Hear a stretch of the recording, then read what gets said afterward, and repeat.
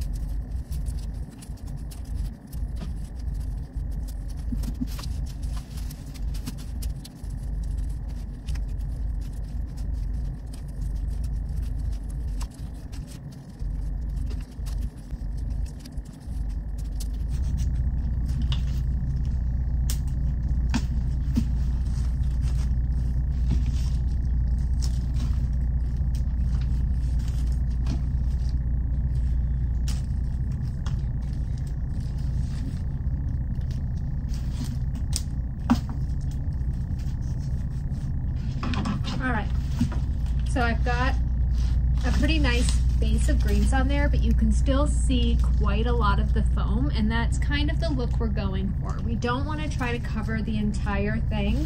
There's not an awful lot of foam there, and you need to make sure that you leave enough room for your flowers. And also, this is going to go around an urn. So the customer has requested that we make one side taller than the rest, and that's going to allow you to see the urn and have kind of a flower garden coming up behind it.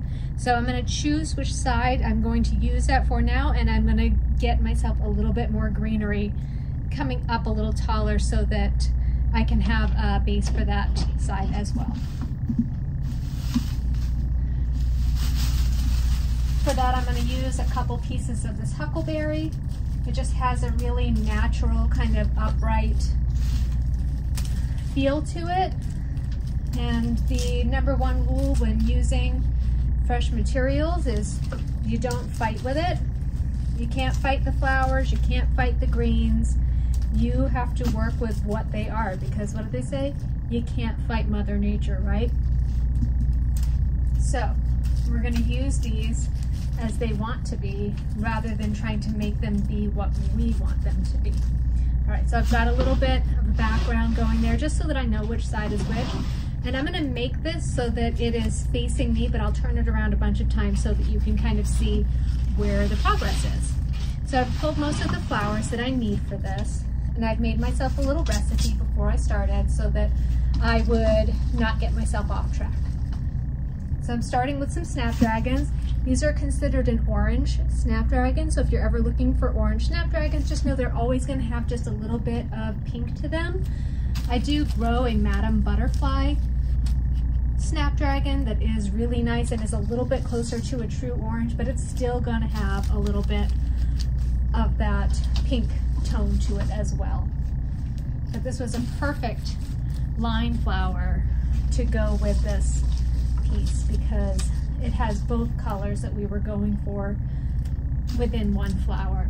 And we call it a line flower because it creates line and directionality in the arrangement. So any flower that is going to create that movement, whether it be upwards, sideways, that is a line flower.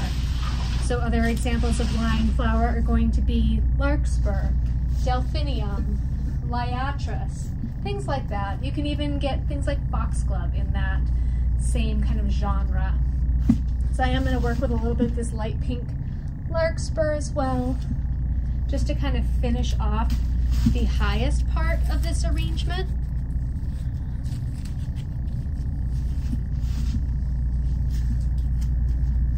I love the larkspur because it also has these really kind of fun tendrils that I can use. They add a lot of texture to the arrangement, give me a little bit more movement, and it's a really natural look. This person was a gardener. This person really loved the outdoors and flowers, and so we want to honor that.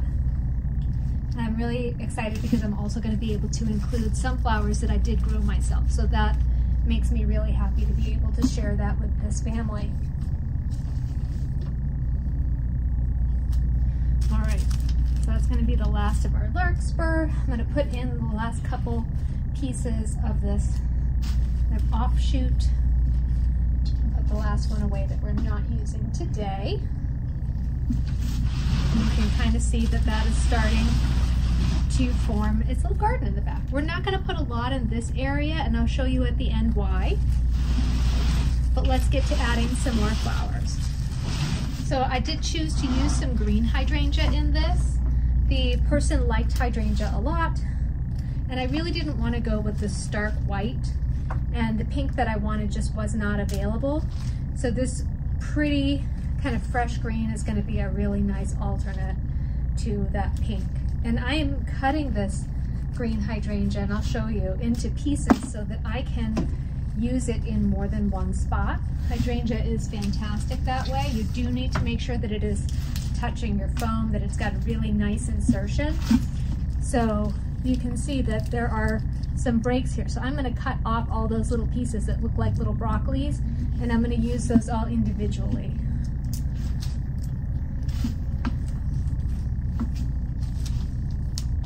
Yeah, and when you're inserting, you also need to make sure you've got a really good clean cut to insert. And this is a good time to talk about why I'm cutting these at an angle. So you can see the end of that stem is not straight across, it has an angle. And really the only reason to do that is for designing in foam like I am doing today. And what it is it helps you to pierce that foam a little bit more easily than if you had a blunt stem. And also, because it has an angle when it's in the foam, it can't twist and turn as easily. So you end up with flowers that stay in place just a bit better. Just one more, so I'm having 3 total stems of green hydrangea in this. The important thing also to remember when you're designing a wreath like this is what parts people are going to look at, what parts are going to be most visible, and make sure that you have some nice flowers in those areas. If you put everything kind of on the top of the wreath and nothing down and towards the front, then it's going to look naked when it sits on a table. We don't want naked flowers. Naked cakes are great, naked flowers not so much. All right, so let me turn that around so you can see the progress that you've made so far. And that is just 3 stems of mini green hydrangea in there, and that is already starting to fill in so beautifully. All right, the next thing I want to add are our roses. So I know a lot of people talk about how florists might use older flowers for funerals, and that is not the case here. I'm not going to say that we never use anything that hasn't already been here, but for the most part, I'm ordering flowers specifically for these services. So I ordered in these beautiful pink Nina roses, And I left them out to open so that they would be their most beautiful and show their most color for the service, because if they are not showing any color and they're not open and beautiful, then they are not event ready. And a funeral service is just as much an event as anything like a wedding or an anniversary party. It is just as important, if not more. So we want to make sure that those flowers are conditioned properly and that they look their best and that they are as open as they can be when we want to use them. So there are my Nina roses. Again, I'm going to turn this around so you can see that I have added those in there. Oops, getting myself stuck. All right, so that's starting to look really, really gorgeous. You can just see how open and lovely that is, and you can also see how I'm starting to make sure that the flowers come down almost to the table height. I don't want all the flowers to be up on top here because it's just not going to look right.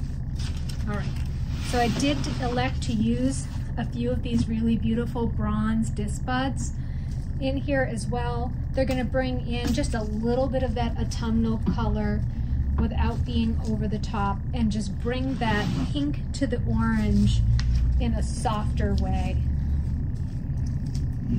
So I'm going to add just a few of those in, and I'm going to sink those way down because they're not going to be the flower that I want everyone to notice first. They're just there for color.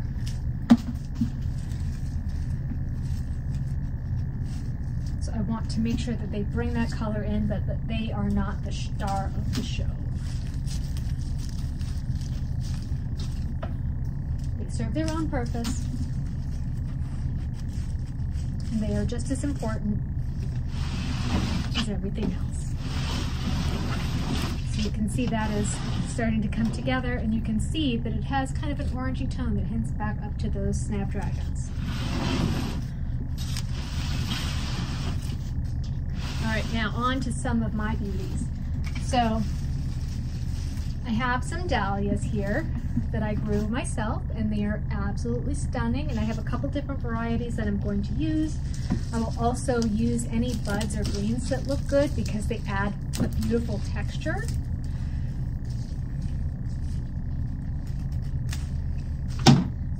I am going to sink the dahlias down just a little bit because they are so thirsty, and I don't want their stems to have to work any harder than they possibly have to in order to get to the water.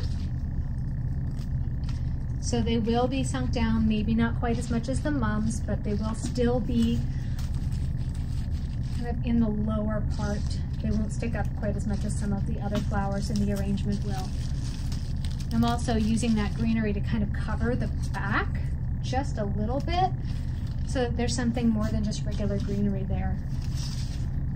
All right, we also have Ms. Sylvia, who I absolutely love. She's a new variety for me this year.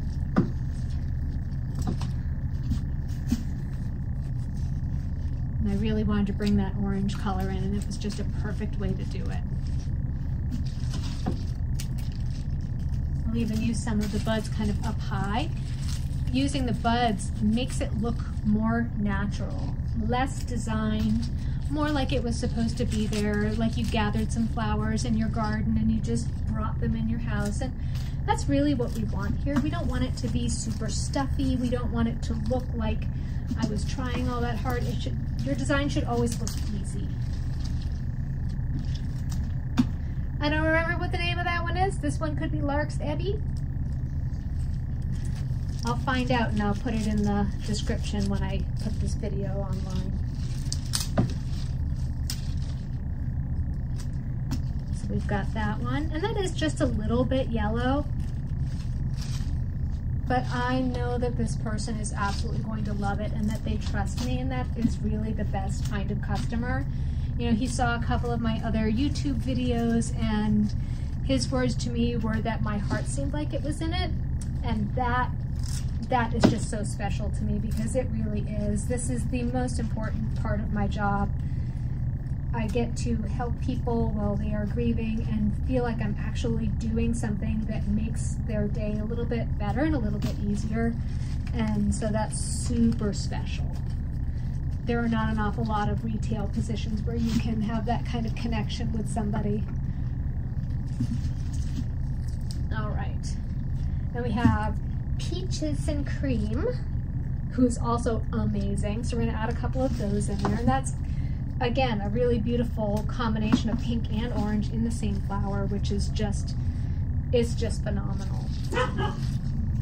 Don't mind the dog. It's barking at ghosts or something.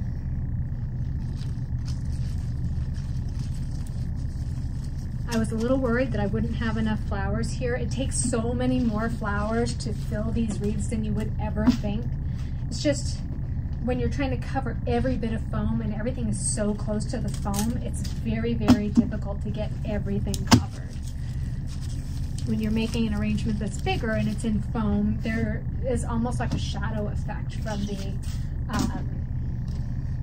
the greens and the flowers, so you don't see the foam even though it's not all covered. All right, here's some of my sedum. It is Autumn Joy, so it is pink, but it's not like Pepto-Bismol. It has a very kind of mauve-y pink, and so I love that because we already have those Nina roses in here that are really like true classic pink. And the person did say that they grew pink roses in their garden, so I made darn sure that we had pink roses here for this. I want him to look at this and I want it to look like his wife. I want him to think that it is something that she would have liked, because that's what it's all about. I'm gonna fill in just the teeniest bit in the back there in the middle with some of this, not to cover it, but just to put a little bit of color there. All right, so I have not turned around this thing for a minute for you, so let's get that done so you can see where we're headed. I mean, really, just look. It is so fantastic. All right.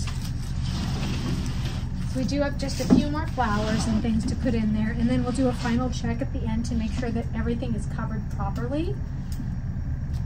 I've got one more stem of this beautiful Autumn Joy sedum, which, if I didn't already say it, came straight from my gardens, from my flower farm.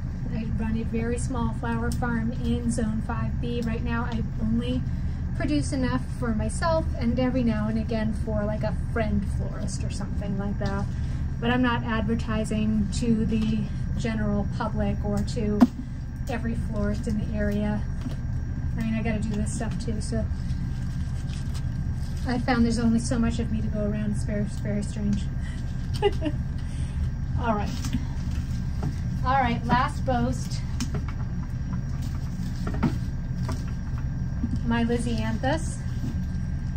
Now, I think the color is called Champagne, but there's another color that's very similar, but I'm pretty sure that's what it is. It's kind of a warm pinky color, and it's just so, so special.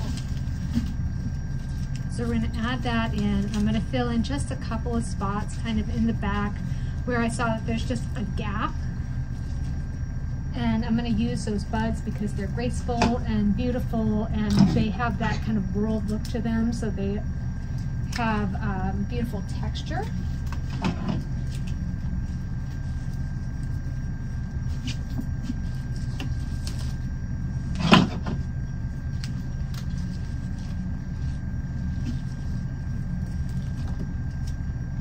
Get some of those buds kind of up towards the back too.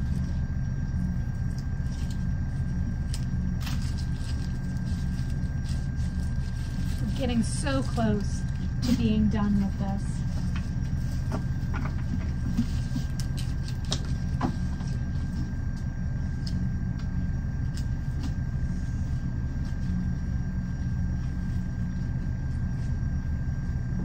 It should be almost like layers of flowers. So you're going to see like one kind under another, under another.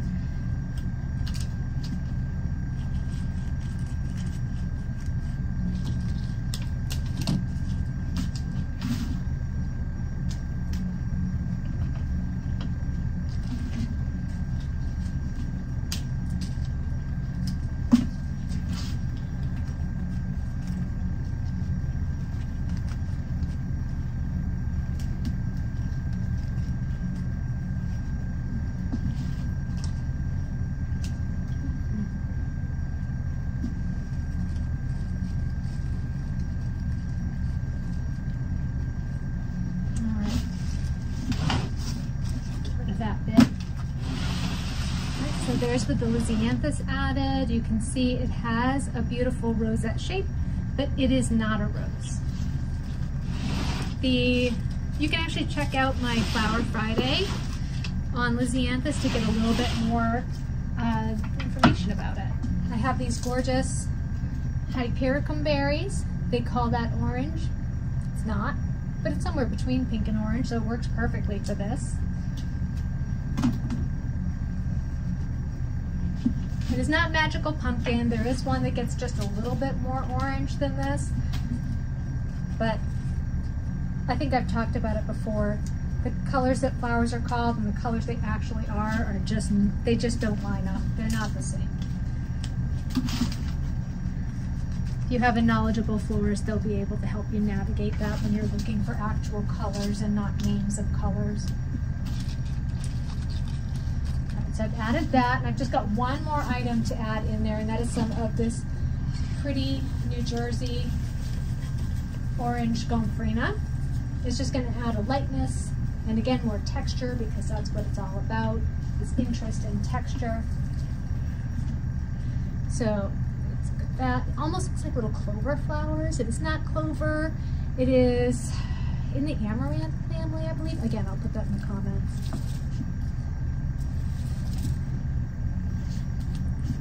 But that's going to add just another something for people to look at and maybe not know exactly what it is, which is usually pleasant for people.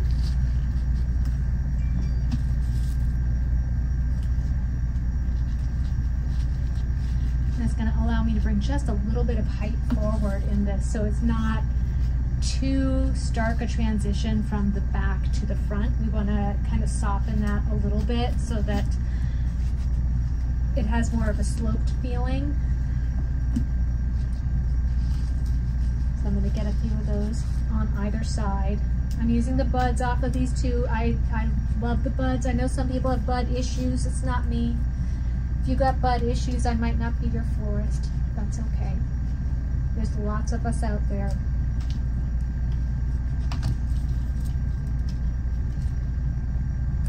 I really only want to work with the people who trust me and see my work and understand that all I want for them is to have something that's beautiful. So if that's not you, that's okay. Please, please, please just find a florist that you trust and give them the reins to do what they do best. All right. So that was the last of it. You can see that gomphrena is added in. It looks amazing. It looks fantastic. So the one place that I'm probably going to need to fill in a little bit more with greenery, it's going to be this kind of side area here. The reason it's not filled in with flowers is because people are going to look at it from here. And nobody's going to see over here. I mean, you can barely see me behind this thing. But it is amazing. It is really, really gorgeous. I think it came out beautiful, and I hope that the person is brought to happy tears when they see it. So I'm going to show you kind of the reasonable facsimile of what that's going to look like with an urn in it, and then I'm going to finish off the greenery off camera. All right, so here is a reasonable facsimile of an urn. I'm going to hold it up a little bit because their urn's going to be taller, and obviously you can't see it down, but you can see that there are flowers behind here. I didn't put anything down here because you can't see it, and there's no point in making the customer pay for something that they're not going to utilize with their eyes. All right. Thank you so very much for watching. Remember that I'm always here for you if you have a loss in your life. This is what I do. This is what I love. It is my passion, and I hope that you have a florist that you can trust that has as much passion as I do. And maybe a little bit more humility. Anyway, have a fantastic weekend. I'm off with the puppers to bring this over to our local funeral home with this service that's going to be first thing tomorrow morning. Take care, guys. Take care, guys. Have a good night.